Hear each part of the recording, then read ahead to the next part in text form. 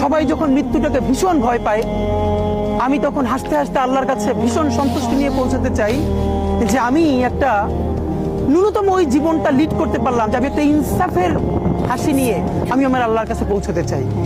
সুতরাং আগামী 50 বছর বাঁচলাম, কোনো ইম্প্যাক্ট তৈরি হলো না আমারে দিয়ে, দেশের জন্য, রাষ্ট্রের জন্য, উম্মার জন্য, জাতির জন্য।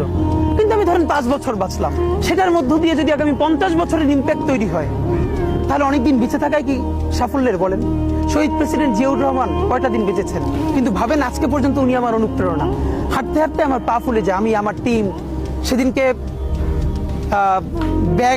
ব্যাগের মধ্যে জুতো নিয়ে তারপরে একটা শপিং মলে ঘুরছিলাম, মানে পা ফুলে গেছে, পা জুতোয় ঢুকাতে পারছিলাম না।